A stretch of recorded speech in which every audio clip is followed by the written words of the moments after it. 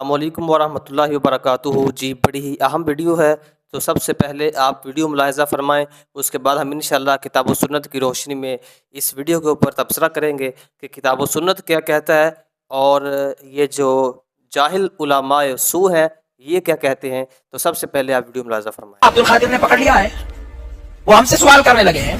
दूल्हों से बात रज़ी अल्लाह ताला अन्हु फरमाते मैं तो क़यामत में भी उतनी देर जन्नत में नहीं जाऊंगा जब तक सारे मुरीद ना साथ चलेगा। ये जो बकबक करते हैं ना आला हज़रत के खिलाफ, वहाबी भी जब फतवा देते हैं ना तो फतावे रज़विया पढ़ के फतवा दिया करते हैं। इनके बापों ने ऐसी किताब ना लिखी जो दुनिया की जरूरतें पूरी हो जाती। अगर दुनिया की जरूरतें पूरी होती है ना तो आज भी खुदा का शुक्र है इमाम अहमद रजा की चौखट से पूरी हुआ करती है। तो रोगनी रोटियां और दूध का प्याला लेकर आए और मुझे कहा कि खाओ। तो बस पाक फरमाते हैं मैंने कह दिया मैंने अल्लाह के लिए खाना पीना छोड़ दिया है। तो खिज़र अलैहिस्सलाम ने कहा मुझे अल्लाह ही ने भेजा है, अल्लाह ही ने भेजा है। तो बस पाक ने फरमाया अगर आपने भेजा तो वो कहेगा तो खाऊंगा। गैब से आवाज आती थी अब्दुल कादिर तुझे मेरे हक की कसम खा, तुझे मेरे हक की कसम। मगरिब की नमाज का वक्त हुआ, 2 मिनट के लिए ट्रेन रुकती थी और हिंद में मेरा भी जाना हुआ है। वहाँ बिल्कुल ट्रेन जो है ना वो बिल्कुल टाइम टेबल के मुताबिक ही चलती है। 2 मिनट है तो 2 मिनट ही रुकेगी। तो साथियों ने कहा कि हुजूर इस वक्त में नमाज कैसे अदा होगी। आला हज़रत इमाम अहले सुन्नत नीचे तशरीफ़ लाए, आपने अजान कही, इकामत हुई और जमात खड़ी हो गई। 2 मिनट है ये। अब जमात जैसे खड़ी हुई तो सिग्नल दे दिया गया, टीटी ने झंडी भी हिला दी। अब ट्रेन चलने का नाम ना ले, इंजन स्टार्ट करके ड्राइवर आगे बढ़ा, ट्रेन हिले ही ना। सारे लोग जमा हो गए, टेक्निकल स्टाफ आ गया कि मामला क्या है। तो उधर बरेली का ताजदार अपने रुफका के साथ प्लेटफॉर्म पर बिल्कुल इत्मीनान सुकून के साथ बाजमात नमाज पढ़ रहे थे। तो उन जो ट्रेन के अफसरान थे उन्होंने कहा वो देखो मुसलमानों का दरवेश जो है ना वो नमाज पढ़ रहा है, हो सकता है इसकी वजह से अब ट्रेन ना चल रही हो। अब उसने जब अल्लाह दोस्त पाक से बातें करता है तो या अब्दुल कादिर कह के नहीं बात है, बल्कि या गौसे आज़म कह के बातें करता है। जिसे खुदा भी गौसे आज़म कहे वो मेरे को शीशे का अब्दुल कादिर जिलानी की सारी खुदा दी खुदाई अब्दुल कादिर के सामने ऐसे है जैसे हथेली पर राई का दाना रखा हुआ है। आला हज़रत भी कश्ती में, माँ भी कश्ती में, समंदर में पहुंच गई कश्ती जहाज, तूफान में फंस गया।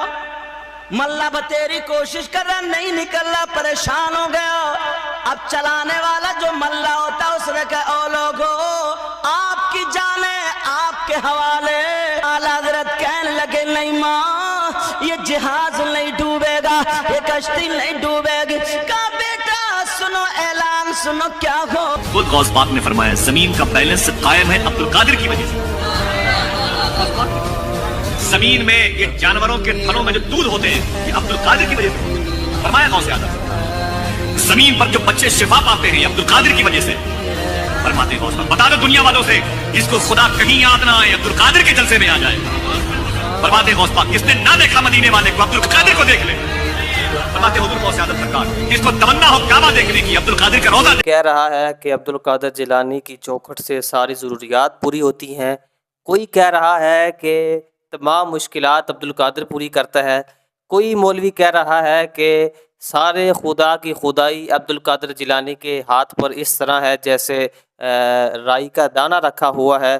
और कोई ये बकवास करता हमें नज़र आ रहा है कि तमाम लोग अब्दुल कादिर जिलानी के मोहताज हैं, वहाँ से ज़रूरियात पूरी होती हैं।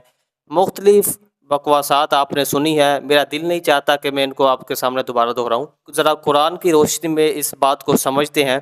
कुरान मजीद के अंदर अल्लाह ताला ने सच फरमाया है वमा क़दरुल्लाह हक़्क़ क़द्रिही वल अर्दु जमीअन क़ब्ज़तुहु यौमल क़ियामा वस्समावातु मत्विय्यातुन बियमीनी सुब्हानहु व तआला अम्मा युशरिकून। इन्होंने अल्लाह ताला की उस तरह कदर नहीं की जिस तरह कदर करने का हक़ था। ज़मीन व आसमान की तमाम तर इख्तियारात अल्लाह ताला के पास हैं, क्योंकि क़यामत वाले दिन अल्लाह ताला ज़मीन को अपने मुट्ठी के अंदर इस तरह समेट लेंगे और कहेंगे कि कौन बादशाह है, आए ज़रा मैदान में आए, सामने आए। तो उस वक़्त कोई नहीं आएगा। तो अल्लाह ताला ने आगे फरमाया सुब्हानहु व तआला अम्मा युशरिकून। अल्लाह ताला की ज़ात पाक है, बाबरकत है, बुलंद है उस चीज़ से जिसको अल्लाह के साथ वो शरीक ठहराते हैं। तो आज मुख्तलिफ़ रंग व रूप के अंदर आपको लोग शिरक के अंदर मुलविस नज़र आएंगे और शिरक माशरे के अंदर इतना आम हो चुका है कि इसको गुनाह शिरक समझा ही नहीं जाता। عقیدت میں اتنے غلو ہم کرتے ہیں کہ ہمارے ادھر کا ایک قصہ ہے، ہماری ساتھ والی گلی میں ایک پیر صاحب آئے، تو جو دکان والا تھا اس نے پیر کے قدموں میں سجدہ کیا، استغفر اللہ۔ اور دیکھیے کس طرح لوگ جاہل ہوتے ہیں، جو کیا کہتے ہیں نا جی، مشرک کی عقل نہیں ہوتی، اسی طرح ہوتا ہے کہ مشرک عقل نیچے رکھی ہوتی ہے، اوپر خود بیٹھا ہوتا ہے، اور ہونی بھی نہیں چاہیے، مشرک کو عقل ہونی بھی نہیں چاہیے اور ہوگی بھی نہیں۔ دیکھو اتنی عظیم ہستی کو چھوڑ کر دوسروں کو سجدہ کر رہا ہے۔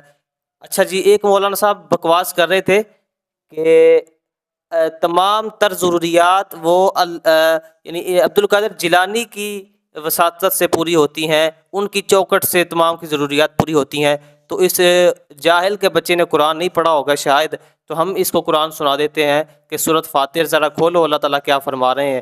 یا ایھا الناس انتم الفقراء الی اللہ واللہ هو الغنی الحمید، کہ اے لوگو، سارے لوگوں کو اللہ تعالیٰ مخاطب فرما رہے ہیں، یا ایھا الناس، تم تمام کے تمام فقراء الی اللہ، اللہ تعالیٰ کے فقیر ہو، اللہ تعالیٰ کے ہاں منگتے ہو، تم اللہ کے محتاج ہو، واللہ هو الغنی الحمید، اللہ تعالیٰ غنی ہے، اللہ تعالیٰ قابل تعریف ہے، اللہ تعالیٰ قابل حمد ہے، اللہ تعالیٰ قابل احترام ہے، تمام تعریفیں اللہ کی ہیں، اللہ تعالیٰ غنی ہے، اللہ تعالیٰ کو کسی کی ضرورت نہیں ہے۔ تو دیکھیے کہ کس طرح یہ کہہ رہا ہے بکواس کہ تمام لوگ عبد القادر کے چوکھٹ سے ان کی ضروریات پوری ہوتی ہیں۔ تو یہ قرآن کو پڑھیں، قرآن کس طرح توحید کی صدائیں لگا رہا ہے۔ اور بادشاہی، اور ایک پیر اجمل قادری صاحب کہہ رہے تھے کہ سفارش کریں گے عبد القادر جیلانی اور کہیں گے کہ اس وقت تک میں جنت میں نہیں جاؤں گا جب تک اپنے تمام مریدوں کو بخشوا نہ لوں، استغفر اللہ۔ یہ کہنا کہ اس وقت تک میں جنت میں خود نہیں جاؤں گا، میں اپنے تمام مریدوں کو بخشواؤں گا، جنت میں کر لوں گا، تو اس دن کسی کا اتنا اختیار نہیں ہوگا کہ وہ اپنے تمام مریدوں کو جنت کے اندر لے کر چلا جائے۔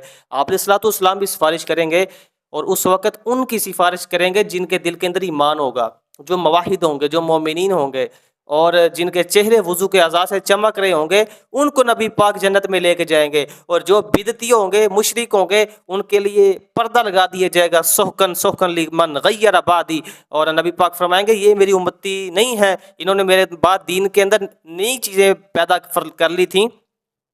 اور دیکھیے کہ نبی پاک علیہ الصلوۃ والسلام نے قبر کو کچا بنانے کا حکم دیا ہے، اور آج دیکھیے کہ یہ قبر پرست لوگ قبروں کو پختہ بناتے ہیں، پھر ان پر تعظیم کے لیے بیٹھتے ہیں، سجدے کرتے ہیں، وہاں پر عرس میلہ لگاتے ہیں۔ تو یہ تمام چیزیں نبی پاک کے مخالف ہیں، بدعات ہیں، شرک کے اندر ملوث کرنے والی چیزیں ہیں۔ تو آپ علیہ الصلوۃ والسلام تو کہیں گے یہ میرے امتی نہیں ہے، سوکن سوکن لمن غیر آبادی، ان کے لیے ہلاکت ہے، ان کے لیے تباہی ہے جنہوں نے میرے بعد دین کو بدل کے رکھ دیا ہے۔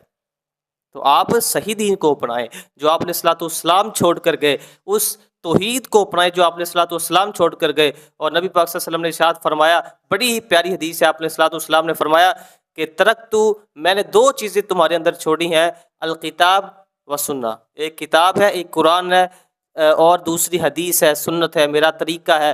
یہ دو چیزیں جب تک ما تمسکتم بہما کتاب اللہ و سنت رسولی، اس وقت تک تم کبھی گمراہ نہیں ہو سکتے جب تک قرآن اور حدیث ان دونوں چیزوں کو مضبوطی سے نہیں تھامے رکھو گے۔ اور آج لوگ گمراہی اس لیے ہے کہ ہم قرآن سے دور ہیں۔ جب کوئی بندہ قرآن پڑھنے جاتا ہے نا، تو جاہل علماء کہتے ہیں، جاہل پڑھے لکھے نہیں، جاہل، کہ آپ قرآن نہ پڑھیں، اس کے لیے 12 علوم کی ضرورت ہے، قرآن پڑھنے کے لیے 14 علوم کی ضرورت ہے، قرآن پڑھنے کے لیے 10 علوم کی ضرورت ہے، وہ پڑھو گے تو پھر قرآن سمجھ آئے گے، ورنہ تم گمراہ ہو جاؤ گے۔ استغفر اللہ، اس حد تک یہ بکواس کر دیتے ہیں۔ حالانکہ اللہ تعالیٰ نے قرآن مجید کے اندر ارشاد فرمایا، وَلَقَدْ يَسَّرْنَا الْقُرْآنَ لِلذِّكْرِ فَهَلْ مِن مُدَّكِرٍ، ہم نے قرآن کو آسان کر دیا، ہم نے قرآن کو لوگوں کے لیے اس میں آسانی پیدا کر دی، کوئی پڑھنے والا ہو، کوئی نصیحت حاصل کرنے والا ہو۔ آپ ذرا کھولیں قرآن، جگہ جگہ اللہ تعالیٰ کی توحید کا تذکرہ ہے، اور آسان الفاظ میں تبارک الذی بیدہ الملک وہو علی کل شیء قدیر للہ ما فی السماوات والارض یخلق ما یشاء۔ یہ توحید کی اللہ تعالیٰ بیان کر رہے ہیں کہ تمام تر بادشاہی اللہ تعالیٰ کے لیے ہے، جس کی ذات بابرکت ہے، جس کی ذات پاکیزہ ہے۔ اس کے باوجود بھی جاہل لوگ، جاہل علماء، وہ اللہ تعالیٰ کو چھوڑ کر مخلوق کو اللہ تعالیٰ کے مساوی کرنے کی کوشش کرتے ہیں، اور شرک کو معاشرے کے اندر پروموٹ کر رہے ہیں۔ میں آپ سے یہی کہوں گا کہ قرآن پڑھیں، اپنے بچوں کو پڑھائیں، اور ان کو عقیدہ توحید سمجھائیں، کیونکہ توحید کے بغیر نجات نہیں ہوگی۔ اصل جو مین چیز ہے وہ توحید ہے. توحید کو اپنی رگ رگ کے اندر داخل کر لیں. عقیدہ توحید کو سمجھیے، اپنے بچوں کو اپنے معاشرے کے اندر اس کو عام کر دیجئے، اور شرک کی شرک کی بھرپور مذمت کریں، شرک کو جڑ سے مٹانے کی کوشش کرتے رہیں. اللہ تعالی ہمارا حامی و ناصر ہو.